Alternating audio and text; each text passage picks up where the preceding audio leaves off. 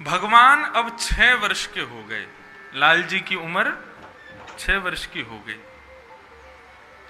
धीरे धीरे ठाकुर जी बड़े होते जा रहे हैं, वैसे वैसे लीलाएं ठाकुर जी की बढ़ती जा रही हैं। अब ठाकुर जी धीरे धीरे बछड़ा बछियाओं के संग संग गायों को भी चराने जाते हैं, और गाय चरा करके जब लौटते हैं तो ठाकुर जी का जो रूप माधुरी है उसका वर्णन श्री शुकाचार्य जी कर रहे हैं।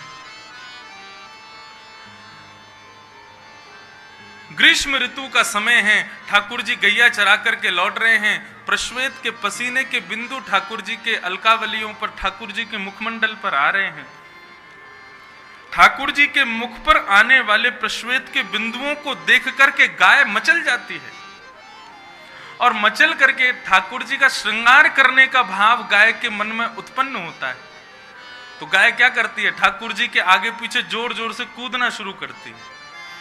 उसके कारण से क्या होता है, गाय के चरणों से उड़ने वाली जो धूल है वो ठाकुर जी के प्रश्वेत के बिंदुओं से जाकर के चिपक जाती है, और ठाकुर जी की मंगलमयी अलकावली, उनके मध्य में ठाकुर जी की पत्रावलियों का निर्माण हो जाता है। तम गोर जच्छुरित कुंतल वरह वन्य प्रसून रुचिरे क्षण चारुहासम वेणुं क्वणन्त मनुदैरनुगीत कीर्ति गोप्यो दृदीक्षत दृशो व्यगमन समेता।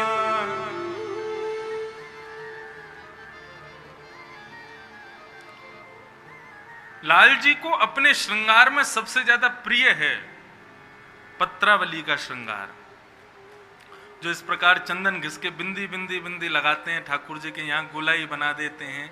इस प्रकार से जैसे एक केसर की बिंदी, फिर एक लाल बिंदी, फिर केसर बिंदी, लाल बिंदी, इस प्रकार ठाकुर जी की पत्रावली। ये पत्रावली कहां से शुरू हुई? लाल जी गैया चरा करके लौट रहे थे तो प्रश्वेत के बिंदुओं को देख करके गायों ने उछल करके अपने चरण की रज ठाकुर जी के मुखमंडल पर पहुंचा दी। जैसे ही ठाकुर जी गैया चरा करके नंद भवन पहुंचे तो यशोदा मैया सबसे पहले लाल जी की नजर उतारती है, और आज जैसे ही यशोदा मैया मुख्य द्वार पर आई, मुख्य द्वार पर आकर के अपने लाला के मुखमंडल को देखो है, तो देखते ही यशोदा मैया भी आज नजर उतारनी भूल गई। इतने सुंदर ठाकुर जी लग रहे हैं। यशोदा के मन में आ रही है कहीं आज मेरी नजर मेरे लाला को ना लग जाए। वादन से जब गर्मियों का श्रृंगार रहता है, क्योंकि चंदन ठंडा होता है इसलिए शीतकाल में नहीं लगाया जाता, गर्मियों की सेवा में ठाकुर जी को पत्रावली का श्रृंगार किया जाता है, क्योंकि यशोदा जी को लाल जी पत्रावली के श्रृंगार में बहुत अच्छे लगते हैं, बहुत प्रिय लगते हैं। और ये पत्रावली का श्रृंगार दिया किसने? गौ माता ने, गायों ने। ऐसे ठाकुर जी की मंगलमयी लीला चल रही है। एक धेनुकासुर नाम का एक असुर रहता है वृंदावन में। ये धेनुकासुर जो है ये गधे के रूप में था।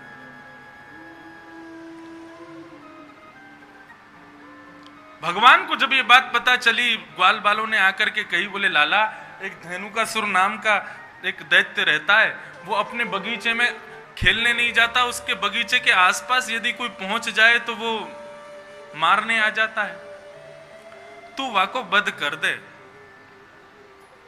लेकिन ठाकुर जी के मन में कोई और लीला चल रही है।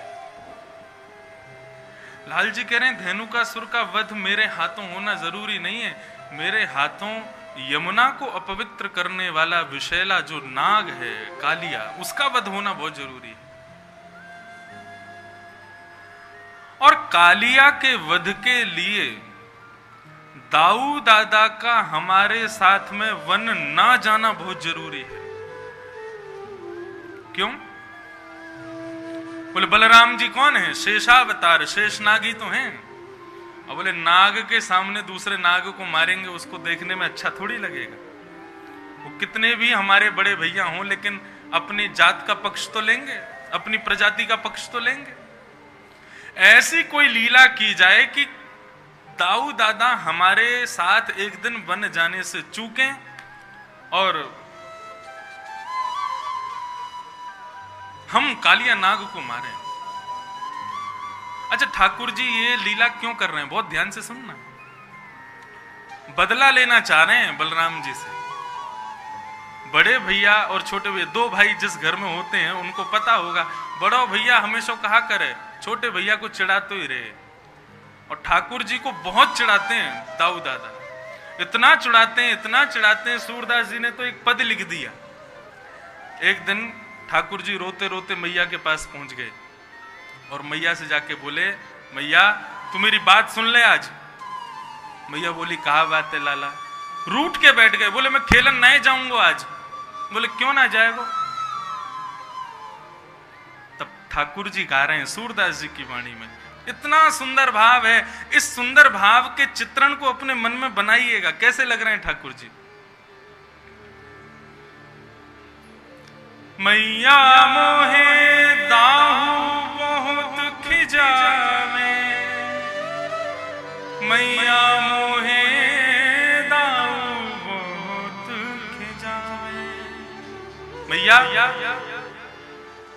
या दाऊ को तू समझा ले, 24 घंटा मेरे पीछे पड़ो रे, मुंह को बहुत बहुत चिढ़ावे।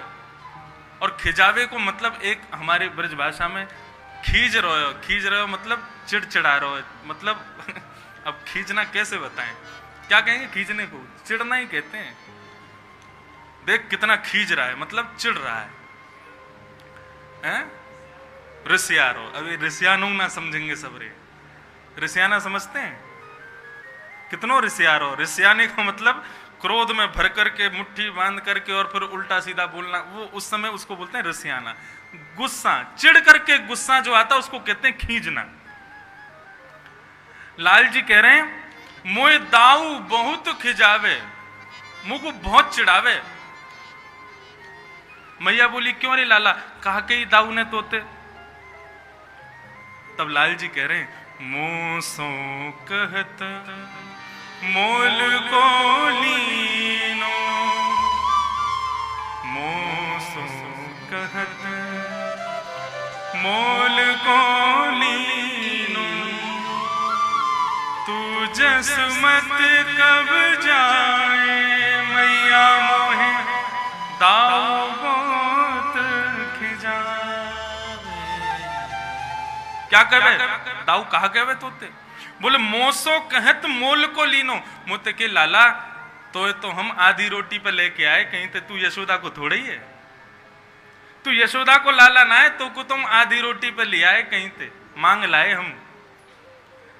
यशोदा मैया बोली अरे लाला तू दाऊ की बातन पे विश्वास क्यों करे, वो तो ऐसे ही बोलता रे। बोले मुंह को विश्वास करना पड़े। बोले क्यों, बोले दाऊ अगली बात कहा कहवे।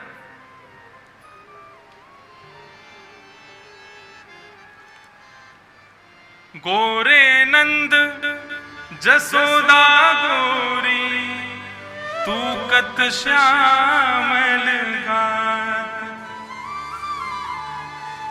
ठाकुर जी कह रहे हैं मोसो कहवे कि भैया देख तू कहीं और ते लाए, हम तो को आधी रोटी पे लेके आए हैं। ठाकुर जी बोले मुंह को विश्वास करना पड़ेगा की बात पे। बोले क्यों, मोते कहवे देख यशोदा मैया गोरी है, नंद बाबा गोरे, तू कारो कहते है को बता।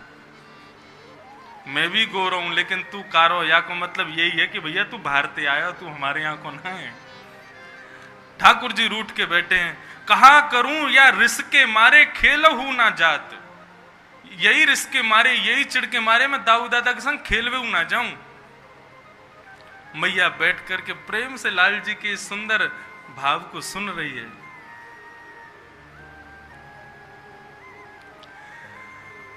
मोहन मुख रिस की ये बातें जसुमत सुन सुन रीझ है।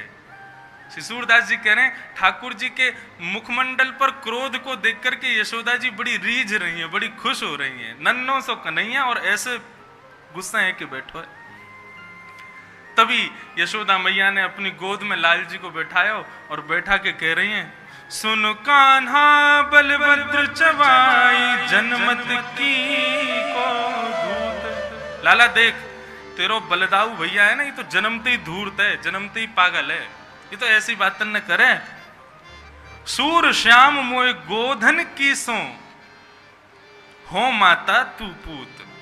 लाला तू गुस्सा मत हो, मैं अपनी गैयान की सौगंध खा के तो को बता रही हूं, मैं ही तेरी मैया हूं और तू ही मेरो लाला है, हम तो को कहीं बाहर ना लेके आए। तब ठाकुर जी मैया से लिपट करके सो जाऊंगे। ऐसे ठाकुर जी को चढ़ाते हैं श्री बलदाऊ जी। कबहू बढ़ेगी चोटी मैया मोरी, ठाकुर जी चोटी पकड़ के बैठ जाए, मेरी चोटी कब बढ़ेगी।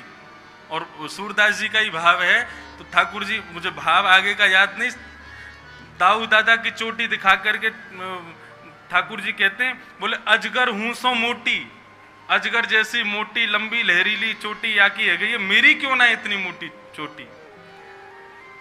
तब दाऊ दादा फिर चढ़ाते हैं, बोले तो को कच्चो दूध पिवावे यशोदा मैया, मुंह को तो बढ़िया छान के अधोटो दूध पिवावे, या हमारी मेरी बड़ी है रही है। ऐसी ऐसी लीला दाऊ दादा कन्हैया के साथ में करते हैं। आज ठाकुर जी बोले मुंह को बदला लेनो आते, जब देखो मेरे पीछे पड़ो रे, कछु करन ना देवे, और सब ग्वाल बालन के संग मिलके मेरी बड़ी हंसी उड़ावे। आज यह दाऊ दादा को ही देखनो मुझे।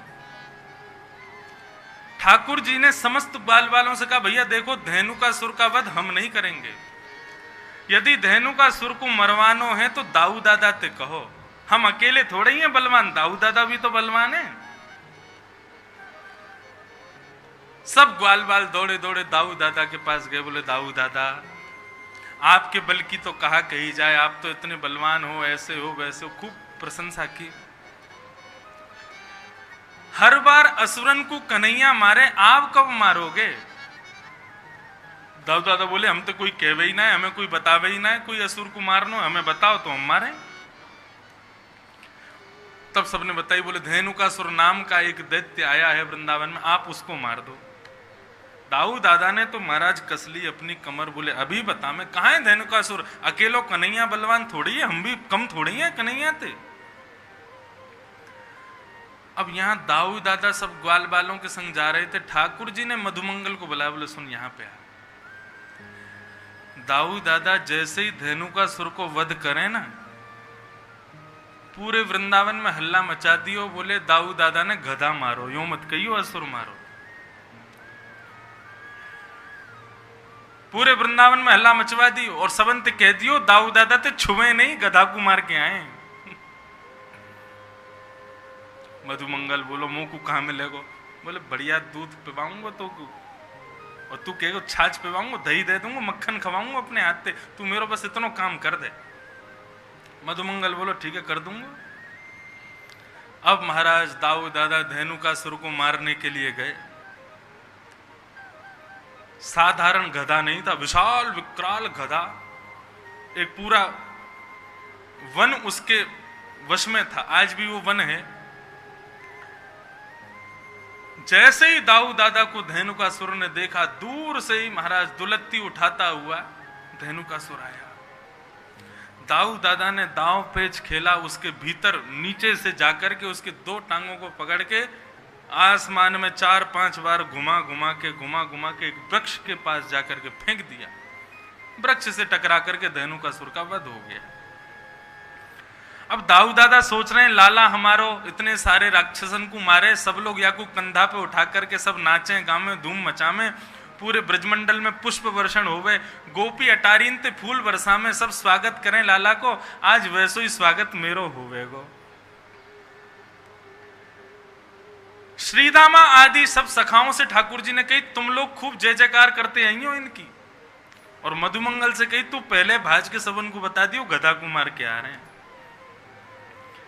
अब तो श्रीदामा तन सुखा मन सुखा धन सुखा सबरे ठाकुर जी के सखा दाऊ दादा की खूब प्रशंसा कर रहे हैं। जय हो दाऊ दादा की जय हो, बलभद्र भैया की जय हो, शंकरषण भैया की जय हो, खूब प्रशंसा कर रहे हैं। दाऊ दादा कह रहे हैं अब वृंदावन आवे वारो है, समस्त गोपियां छत पे खड़े है के पुष्प बरसाएंगी, यशोदा मैया मेरी आरती उतारेगी, रोहिणी मुंह को हृदय से लगावेगी, कन्हैया मुंह को दंडवत प्रणाम करेगा, आज मैंने भी राक्षस मारो। लेकिन यहां जैसे ही दाऊ दादा वृंदावन में पहुंचे, गोपियां सामने से निकले और मुंह पे हाथ धर के खूब जोर से हंसे। ग्वाल बाल बगल से निकले तो हंसी मजाक करते हुए निकले, अरे दाऊ दादा तुमने तो नाक कटा दी आज हमारी। अटारीन पे गोपियां सब खड़ी हैं लेकिन मुंह को ढक करके खड़ी हैं और जोर जोर से हास परिहास कर रही हैं।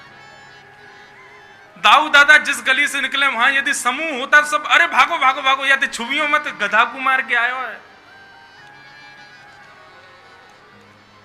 दाऊ दादा के नेत्र लाल पड़ गए, आंसू निकलने लगे, रोते भय पहुंच गए। यशोदा मैया सब समझ गए किसने किया ये काम। रोते रोते गए यशोदा मैया से जाके बोले, आज लाला ने मेरी ऐसा अपमान करवाया पूरे वृंदावन में। मैया मैंने राक्षस मारो, मैंने दैत्य मारो, भले ही वो गधा के रूप में हो लेकिन राक्षस हटाओ। और कन्हैया ने पूरे वृंदावन में झूठी खबर फैला दी कि मैंने गधा मारो है।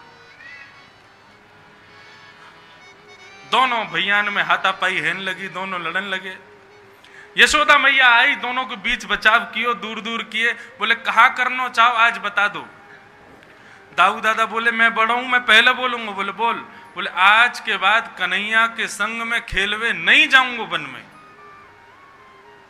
ठाकुर जी तुरंत चरणों में गिर गए, जय। अरे दाऊ दादा ऐसे मत करो, आपके बिना तो मैं कैसे खेलूंगा, आपके बिना कैसे जाऊंगा, आपके बिना मेरा मन कैसे लगेगा, मेरा ख्याल कौन रखेगा, मुकु माँ वन में भोजन कौन करावेगो। दाऊ दादा बोले अब तो को पता चलेगी, अब अकेलो जा, मैं ना जाऊंगा तेरे संग, मैं अपनी दूसरी मित्र मंडली बनाऊंगा, वा के संग रहूंगा, तू अपनी मित्र मंडली के संग जा। ठाकुर जी झूठे आंसू बहाने लगे।